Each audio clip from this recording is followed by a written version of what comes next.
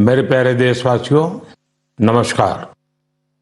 आज पूरा देश आतंकवाद के खिलाफ एकजुट है, आक्रोश से भरा हुआ है, संकल्पबद्ध है।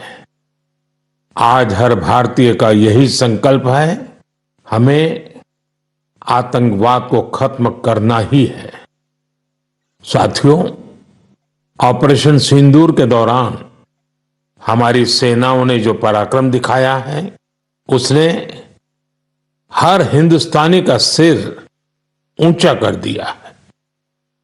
जिस प्रिसीजन के साथ, जिस सटीकता के साथ हमारी सेनाओं ने सीमा पार के आतंकवादी ठिकानों को ध्वस्त किया, वो अद्भुत है। ऑपरेशन सिंदूर ने दुनिया भर में आतंक के खिलाफ लड़ाई को नया विश्वास और उत्साह दिया है। साथियों, ऑपरेशन सिंदूर सिर्फ एक सैन्य मिशन नहीं है, यह हमारे संकल्प, साहस और बदलते भारत की तस्वीर है। और इस तस्वीर ने पूरे देश को देशभक्ति के भावों से भर दिया है, तिरंगे में रंग दिया है। आपने देखा होगा, देश के कई शहरों में, गांवों में, छोटे छोटे कस्बों में तिरंगा यात्राएं निकाली गई। हजारों लोग हाथों में तिरंगा लेकर देश की सेना, उसके प्रति वंदन अभिनंदन करने निकल पड़े। कितने ही शहरों में सिविल डिफेंस वॉलेंटियर बनने के लिए बड़ी संख्या में युवा एकजुट हो गए। और हमने देखा, चंडीगढ़ के वीडियो तो काफी वायरल हुए थे। सोशल मीडिया पर कविताएं लिखी जा रही थी, संकल्प गीत गाए जा रहे थे, छोटे छोटे बच्चे पेंटिंग्स बना रहे थे जिनमें बड़े संदेश छुपे थे। मैं अभी 3 दिन पहले बीकानेर गया था। वहां बच्चों ने मुझे ऐसी ही एक पेंटिंग भेंट की थी। ऑपरेशन सिंदूर ने देश के लोगों को इतना प्रभावित किया है कि कई परिवारों ने इसे अपने जीवन का हिस्सा बना लिया है। बिहार के कटिहार में, यूपी के कुशीनगर में और भी कई शहरों में उस दौरान जन्म लेने वाले बच्चों का नाम सिंदूर रखा गया है। साथियों, हमारे जवानों ने आतंक के अड्डों को तबाह किया। यह उनका अदम्य साहस था और उसमें शामिल थी भारत में बने हथियारों, उपकरणों और टेक्नोलॉजी की ताकत। उसमें आत्मनिर्भर भारत का संकल्प भी था। हमारे इंजीनियर्स, हमारे तकनीशियन, हर किसी का पसीना इस विजय में शामिल है। इस अभियान के बाद पूरे देश में वोकल फॉर लोकल को लेकर एक नई ऊर्जा दिख रही है। कई बातें मन को छू जाती है। एक मां बाप ने कहा, अब हम अपने बच्चों के लिए सिर्फ भारत में बने खिलौने ही लेंगे। देशभक्ति की शुरुआत बचपन से होगी। कुछ परिवारों ने शपथ ली है, हम अपनी अगली छुट्टियां देश के किसी खूबसूरत जगह में ही बिताएंगे।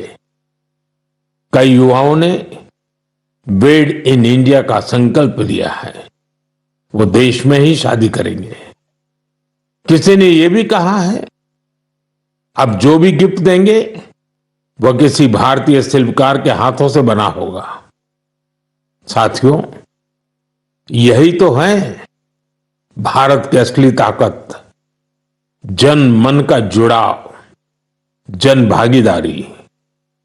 मैं आप सबसे भी आग्रह करता हूं, आइए इस अवसर पर एक संकल्प लें।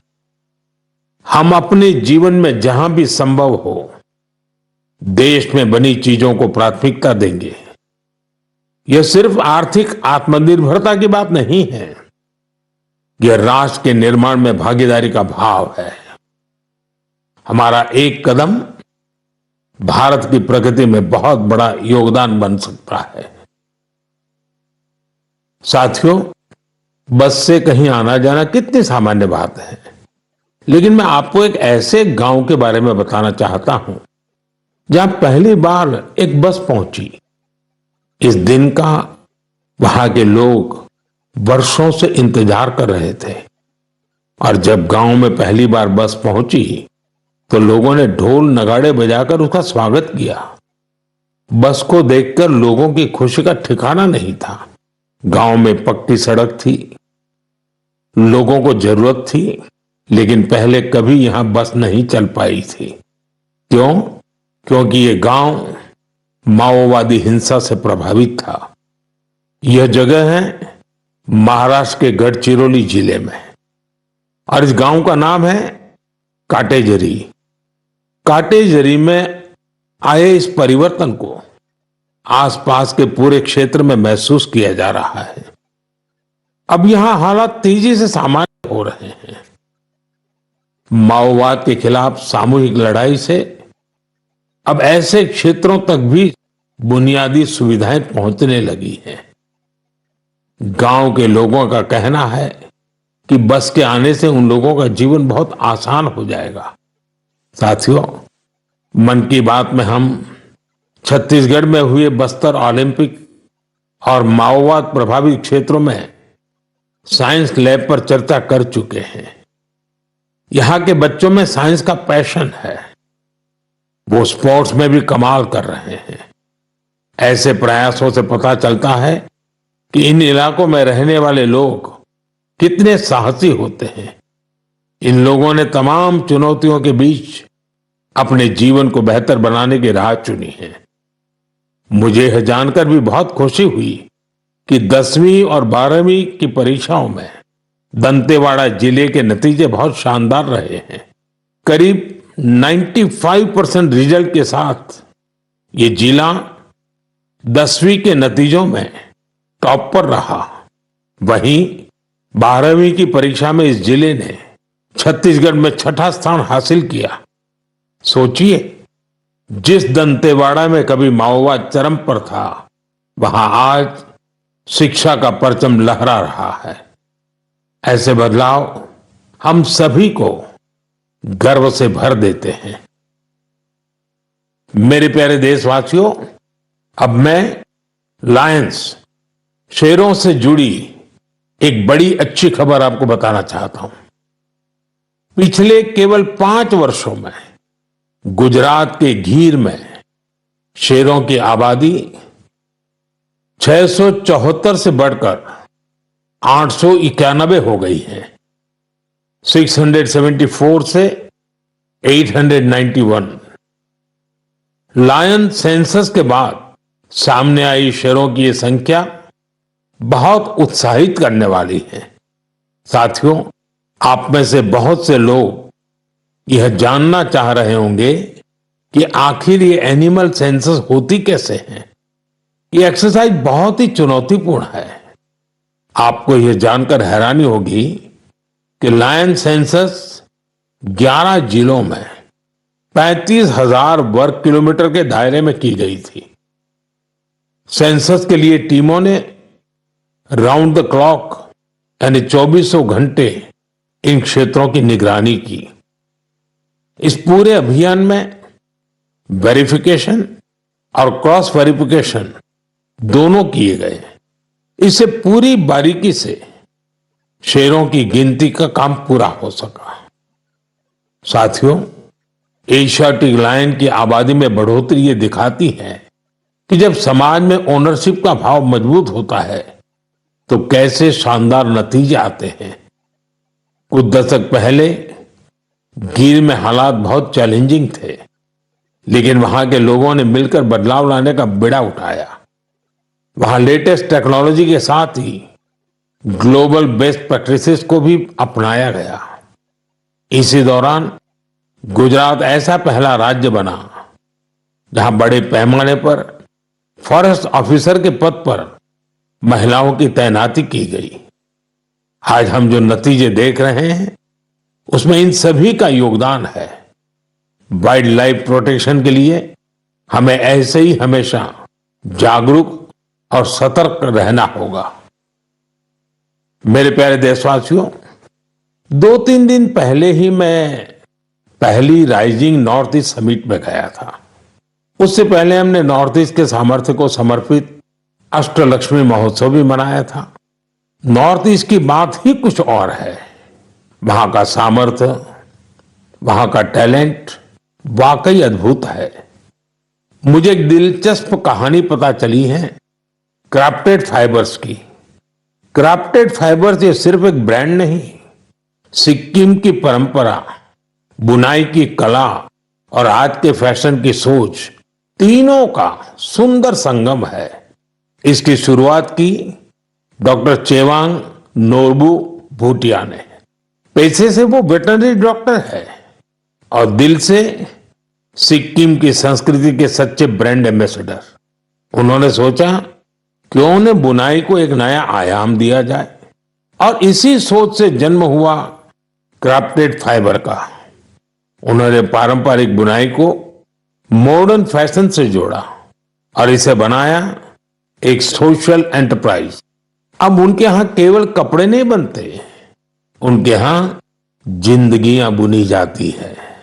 वे लोकल लोगों को स्किल ट्रेनिंग देते हैं, उन्हें आत्मनिर्भर बनाते हैं। गांवों के बुनकर, पशुपालक और सेल्फ हेल्प ग्रुप, इन सबको जोड़कर डॉक्टर भूटिया ने रोजगार के नए रास्ते बनाए हैं। आज स्थानीय महिलाएं और कारीगर अपने हुनर से अच्छी कमाई कर रहे हैं। क्राफ्टेड फाइबर्स के शॉल, स्टॉल, दस्ताने, मोजे सब लोकल हैंडलूम से बने होते हैं। इसमें जो ऊन का इस्तेमाल होता है वो सिक्किम के खरगोशों और भेड़ों से आता है। रंग भी पूरी तरह प्राकृतिक होते हैं, कोई केमिकल नहीं, सिर्फ प्रकृति की रंगत।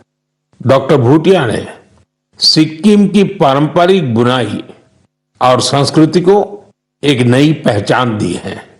डॉक्टर भूटिया का काम हमें सिखाता है कि जब परंपरा को पैशन से जोड़ा जाए तो वो दुनिया को कितना लुभा सकती है। मेरे प्यारे देशवासियों, आज मैं आपको एक ऐसे शानदार व्यक्ति के बारे में बताना चाहता हूं जो एक कलाकार भी हैं और जीती जागती प्रेरणा भी है। नाम है जीवन जोशी, उम्र 65 साल। अब सोचिए, जिनके नाम में ही जीवन हो वो कितनी जीवंतता से भरे होंगे। जीवन जी उत्तराखंड के हल्द्वानी में रहते हैं। बचपन में पोलियो ने उनके पैरों की ताकत छीन ली थी, लेकिन पोलियो उनके हौसलों को नहीं छीन पाया।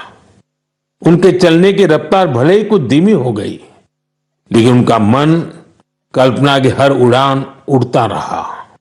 इसी उड़ान में जीवन जी ने एक अनोखी कला को जन्म दिया। नाम रखा बगेट। इसमें वो चीड़ के पेड़ों से गिरने वाली सूखी छाल से सुंदर कलाकृतियां बनाते हैं। वो छाल जिसे लोग आमतौर पर बेकार समझते हैं, जीवन जी के हाथों में आते ही धरोहर बन जाती है। उनकी हर रचना में उत्तराखंड की मिट्टी की खुशबू होती है। कभी पहाड़ों के लोक वाद्य यंत्र, तो कभी लगता है जैसे पहाड़ों की आत्मा उस लकड़ी में समा गई हो। जीवन जी का काम सिर्फ कला नहीं, एक साधना है। उन्होंने इस कला में अपना पूरा जीवन समर्पित कर दिया है। जीवन जोशी जैसे कलाकार हमें याद दिलाते हैं कि परिस्थितियां चाहे जैसी भी हो, अगर इरादा मजबूत हो तो नामुमकिन कुछ नहीं। उनका नाम जीवन है और उन्होंने सच में दिखा दिया कि जीवन जीना क्या होता है। मेरे प्यारे देशवासियों, आज कई ऐसी महिलाएं हैं जो खेतों के साथ ही अब आसमान की ऊंचाइयों पर काम कर रही हैं। जी हां, आपने सही सुना। अब गांव की महिलाएं ड्रोन दीदी बनकर ड्रोन उड़ा रही हैं और उससे खेती में नई क्रांति ला रही है। साथियों, तेलंगाना के संगारेड्डी जिले में कुछ समय पहले तक जिन महिलाओं को दूसरों पर निर्भर रहना पड़ता था, आज वही महिलाएं ड्रोन से 50 एकड़ जमीन पर दवा के छिड़काव का काम पूरा कर रही है। सुबह 3 घंटे, शाम 2 घंटे और काम निपट गया। धूप की तपन नहीं, जहर जैसे केमिकल्स का खतरा नहीं। साथियों, गांव वालों ने भी इस परिवर्तन को दिल से स्वीकार किया है। अब ये महिलाएं ड्रोन ऑपरेटर नहीं, स्काई वॉरियर्स के नाम से जानी जाती है। ये महिलाएं हमें बता रही हैं, बदलाव तब आता है जब तकनीक और संकल्प एक साथ चलते हैं। मेरे प्यारे देशवासियों, अंतर्राष्ट्रीय योग दिवस में अब 1 महीने से भी कम समय बचा है। ये अवसर याद दिलाता है कि अगर आप अब भी योग से दूर हैं, तो अब योग से जुड़े। योग आपका जीवन जीने का तरीका बदल देगा। साथियों, 21 जून 2015 में योग दिवस की शुरुआत के बाद से ही इसका आकर्षण लगातार बढ़ रहा है। इस बार भी योग दिवस को लेकर दुनिया भर में लोगों का जोश और उत्साह नजर आ रहा है। अलग अलग संस्थान अपनी तैयारियां साझा कर रहे हैं। बीते वर्षों की तस्वीरों ने बहुत प्रेरित किया है। हमने देखा है, अलग अलग देशों में किसी साल लोगों ने योग चेन बनाई, योग रिंग बनाई। ऐसी बहुत ही तस्वीरें हैं जहां एक साथ 4 जनरेशन मिलकर योग कर रही हैं। बहुत से लोगों ने अपने शहर की आइकॉनिक प्लेसेस को योग के लिए चुना। आप भी इस बार कुछ इंटरेस्टिंग तरीके से योग दिवस मनाने के बारे में सोच सकते हैं। साथियों, आंध्र प्रदेश की सरकार ने योग आंध्र अभियान शुरू किया है। इसका उद्देश्य पूरे राज्य में योग संस्कृति को विकसित करना है। इस अभियान के तहत योग करने वाले 10 लाख लोगों का एक पूल बनाया जा रहा है। मुझे इस वर्ष विशाखापत्तनम में योग दिवस कार्यक्रम में शामिल होने का अवसर मिलेगा। मुझे जानकर अच्छा लगा कि इस बार भी हमारे युवा साथी देश की विरासत से जुड़ी आइकॉनिक प्लेसेस पर योग करने वाले हैं। कई युवाओं ने नए रिकॉर्ड बनाने और योग चेन का हिस्सा बनने का संकल्प लिया है। हमारे कॉरपोरेट भी इसमें पीछे नहीं है। कुछ संस्थानों ने ऑफिस में ही योग अभ्यास के लिए अलग स्थान तय कर दिया है। कुछ स्टार्टअप्स ने अपने ऑफिस योग अवर्स तय कर दिए हैं। ऐसे भी लोग हैं जो गांवों में जाकर योग सिखाने की तैयारी कर रहे हैं। हेल्थ और फिटनेस को लेकर लोगों की ये जागरूकता मुझे बहुत आनंद देती है। साथियों, योग दिवस के साथ साथ आयुर्वेद के क्षेत्र में भी कुछ ऐसा हुआ है जिसके बारे में जानकर आपको बहुत खुशी होगी। कल ही यानी 24 मई को WHO के डायरेक्टर जनरल और मेरे मित्र तुलसी भाई की मौजूदगी में एक MOU साइन किया गया है। इस एग्रीमेंट के साथ ही international classification of health interventions के तहत एक डेडिकेटेड ट्रेडिशनल मेडिसिन मॉड्यूल पर काम शुरू हो गया है। इस पहल से आयुष को पूरी दुनिया में वैज्ञानिक तरीके से अधिक लोगों तक पहुंचाने में मदद मिलेगी। साथियों, आपने स्कूलों में ब्लैक बोर्ड तो देखा होगा, लेकिन अब कुछ स्कूलों में शुगर बोर्ड भी लगाया जा रहा है। ब्लैक बोर्ड नहीं, शुगर बोर्ड। CBSE की इस अनोखी पहल का उद्देश्य है बच्चों को उनके शुगर इंटेक के प्रति जागरूक करना। कितनी चीनी लेनी चाहिए और कितनी चीनी खाई जा रही है, ये जानकर बच्चे खुद से ही हेल्दी विकल्प चुनने लगे हैं। ये एक अनोखा प्रयास है और इसका असर भी बड़ा पॉजिटिव होगा। बचपन से ही स्वस्थ जीवन शैली की आदतें डालने में यह काफी मददगार साबित हो सकता है। कई अभिभावकों ने इसे सराहा है और मेरा मानना है ऐसी पहल दफ्तरों, कैंटीनों और संस्थानों में भी होनी चाहिए। आखिरकार सेहत है तो सब कुछ है। फिट इंडिया ही स्ट्रांग इंडिया की नींव है। मेरे प्यारे देशवासियों, स्वच्छ भारत की बात हो और मन की बात के श्रोता पीछे रहें, ऐसा कैसे हो सकता है भला? मुझे पूरा विश्वास है कि आप सब अपने अपने स्तर पर इस अभियान को मजबूती दे रहे हैं, लेकिन आज मैं आपको एक ऐसी मिसाल के बारे में बताना चाहता हूं जहां स्वच्छता के संकल्प ने पहाड़ जैसी चुनौतियों को भी मात दे दी। आप सोचिए, कोई व्यक्ति बर्फीली पहाड़ियों पर चढ़ाई कर रहा हो, जहां सांस लेना मुश्किल हो, कदम कदम पर जान को खतरा हो, और फिर भी वो व्यक्ति वहां सफाई में जुटा हो। ऐसा ही कुछ किया है हमारी आईटीबीपी की टीमों के सदस्यों ने। ये टीम माउंट मकालू जैसे विश्व की सबसे कठिन चोटी पर चढ़ाई के लिए गई थी। पर साथियों, उन्होंने सिर्फ पर्वतारोहण नहीं किया, उन्होंने अपने लक्ष्य में एक मिशन और जोड़ा, स्वच्छता का। चोटी के पास जो कचरा पड़ा था, उन्होंने उसे हटाने का बीड़ा उठाया। आप कल्पना कीजिए, 150 किलो से ज्यादा नॉन बायोडिग्रेडेबल वेस्ट इस टीम के सदस्य अपने साथ नीचे लाए। इतनी ऊंचाई पर सफाई करना कोई आसान काम नहीं है, लेकिन यह दिखाता है कि जहां संकल्प होता है वहां रास्ते अपने आप बन जाते हैं। साथियों, इसी से जुड़ा एक और जरूरी विषय है पेपर वेस्ट और रिसाइकलिंग। हमारे घरों और दफ्तरों में हर दिन बहुत सारा पेपर वेस्ट निकलता है।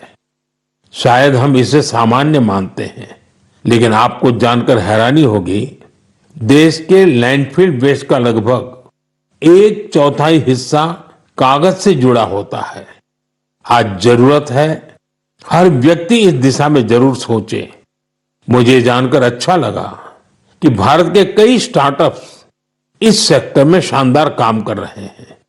विशाखापत्तनम, गुरुग्राम ऐसे कई शहरों में कई स्टार्टअप पेपर रिसाइकलिंग के इनोवेटिव तरीके अपना रहे हैं। कोई रिसाइकल पेपर से पैकेजिंग बोर्ड बना रहा है, कोई डिजिटल तरीकों से न्यूज़पेपर रिसाइकलिंग को आसान बना रहा है। जालना जैसे शहरों में कुछ स्टार्टअप 100% रिसाइकल मटेरियल से पैकेजिंग रोल और पेपर कोर बना रहे हैं। आप ये भी जानकर प्रेरित होंगे, 1 टन कागज की रिसाइकलिंग से 17 पेड़ कटने से बचते हैं और हजारों लीटर पानी की बचत होती है। अब सोचिए, जब पर्वतारोही इतने कठिन हालत में कचरा वापस ला सकते हैं, तो हमें भी अपने घर या दफ्तर में पेपर को अलग करके रिसाइकलिंग में अपना योगदान जरूर देना चाहिए। जब देश का हर नागरिक ये सोचेगा कि देश के लिए मैं क्या बेहतर कर सकता हूं, तभी मिलकर हम बड़ा परिवर्तन ला सकते हैं। साथियों, बीते दिनों खेलो इंडिया गेम्स की बड़ी धूम रही। खेलो इंडिया के दौरान बिहार के 5 शहरों ने मेजबानी की थी। वहां अलग अलग कैटेगरी के मैच हुए थे। पूरे भारत से वहां पहुंचे एथलीट्स की संख्या 5,000 से भी ज्यादा थी। इन एथलीट्स ने बिहार की स्पोर्टिंग स्पिरिट की, बिहार के लोगों से मिली आत्मीयता की बड़ी तारीफ की है। साथियों, बिहार की धरती बहुत खास है। इस आयोजन में यहां कई यूनिक चीजें हुई हैं। खेलो इंडिया यूथ गेम्स का यह पहला आयोजन था जो ओलंपिक चैनल के जरिए दुनिया भर में पहुंचा। पूरे विश्व के लोगों ने हमारे युवा खिलाड़ियों की प्रतिभा को देखा और सराहा। मैं सभी पदक विजेताओं, विशेषकर टॉप के 3 विनर्स महाराष्ट्र, हरियाणा और राजस्थान को बधाई देता हूं। साथियों, इस बार खेलो इंडिया में कुल 26 रिकॉर्ड बने। वेट लिफ्टिंग स्पर्धाओं में महाराष्ट्र की अस्मिता धोने, ओडिशा के हर्षवर्धन साहू और उत्तर प्रदेश के तुषार चौधरी के शानदार प्रदर्शन ने सबका दिल जीत लिया। वहीं महाराष्ट्र के साईराज परदेशी ने तो 3 रिकॉर्ड बना डाले। एथलेटिक्स में उत्तर प्रदेश के कादिर खान और शेख जिशान और राजस्थान के हंसराज ने शानदार प्रदर्शन किया। इस बार बिहार ने भी 36 मेडल्स अपने नाम किए। साथियों, जो खेलता है वही खिलता है। यंग स्पोर्टिंग टैलेंट के लिए टूर्नामेंट बहुत मायने रखता है। इस तरह के आयोजन भारतीय खेलों के भविष्य को और संवारने वाले हैं। मेरे प्यारे देशवासियों, 20 मई को वर्ल्ड बी डे मनाया गया, यानी एक ऐसा दिन जो हमें याद दिलाता है कि शहद सिर्फ मिठास नहीं, बल्कि सेहत, स्वरोजगार और आत्मनिर्भरता की मिसाल भी है। पिछले 11 वर्षों में मधुमक्खी पालन में भारत में एक स्वीट रिवॉल्यूशन हुआ है। आज से 10-11 साल पहले भारत में शहद उत्पादन एक साल में करीब 70-75 हजार मैट्रिक टन होता था।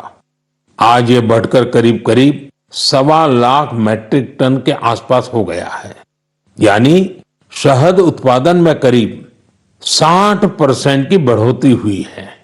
हम हनी प्रोडक्शन और एक्सपोर्ट में दुनिया के अग्रणी देशों में आ चुके हैं। साथियों, इस पॉजिटिव इंपैक्ट में राष्ट्रीय मधुमक्खी पालन और शहद मिशन की बड़ी भूमिका है। इसके तहत मधुमक्खी पालन से जुड़े हजारों किसानों को ट्रेनिंग दी गई, उपकरण दिए गए और बाजार तक उनकी सीधी पहुंच बनाई गई। साथियों, ये बदलाव सिर्फ आंकड़ों में नहीं दिखता, ये गांव की जमीन पर भी साफ नजर आता है। छत्तीसगढ़ के कोरिया जिले का एक उदाहरण है। यहां आदिवासी किसानों ने सोन हनी नाम से एक शुद्ध जैविक शहद ब्रांड बनाया है। आज वह शहद जैम समेत अनेक ऑनलाइन पोर्टल पर बिक रहा है, यानी गांव की मेहनत अब ग्लोबल हो रही है। इसी तरह उत्तर प्रदेश, गुजरात, जम्मू कश्मीर, पश्चिम बंगाल और अरुणाचल प्रदेश में हजारों महिलाएं और युवा अब हनी उद्यमी बन चुके हैं। साथियों, और अब शहद की केवल मात्रा नहीं, उसकी शुद्धता पर भी काम हो रहा है। कुछ स्टार्टअप अब एआई और डिजिटल टेक्नोलॉजी से शहद की गुणवत्ता को प्रमाणित कर रहे हैं। आप अगली बार जब भी शहद खरीदें तो इन हनी उद्यमियों द्वारा बनाए गए शहद को जरूर आजमाएं। कोशिश करें कि किसी लोकल किसान से, किसी महिला उद्यमी से भी शहद खरीदें, क्योंकि उस हर बूंद में स्वाद ही नहीं, भारत की मेहनत और उम्मीदें घुली होती हैं। शहद की मिठास आत्मनिर्भर भारत का स्वाद है। साथियों, जब हम शहद से जुड़े देशों के प्रयासों की बात कर रहे हैं, तो मैं आपको एक और पहल के बारे में बताना चाहता हूं। ये हमें याद दिलाती है कि हनी बीज की सुरक्षा सिर्फ पर्यावरण की नहीं, हमारी खेती और फ्यूचर जनरेशन की भी जिम्मेदारी है। ये उदाहरण है पुणे शहर का, जहां एक हाउसिंग सोसाइटी में मधुमक्खियों का एक छत्ता हटाया गया, शायद सुरक्षा के कारण या डर की वजह से। लेकिन इस घटना ने किसी को कुछ सोचने पर मजबूर कर दिया। अमित नाम के युवा ने तय किया कि बीज को हटाना नहीं, उन्हें बचाना चाहिए। उन्होंने खुद सीखा, मधुमक्खियों पर सर्च की और दूसरों को भी जोड़ना शुरू किया। धीरे धीरे उन्होंने एक टीम बनाई जिसे उन्होंने नाम दिया बी फ्रेंड्स, यानी बी मित्र। अब ये बी फ्रेंड्स मधुमक्खियों के छत्तों को एक जगह से दूसरी जगह सुरक्षित तरीके से ट्रांसफर करते हैं, ताकि लोगों को खतरा न हो और हनी बीज भी जिंदा रहे। अमित जी के इस प्रयास का असर भी बड़ा शानदार हुआ है।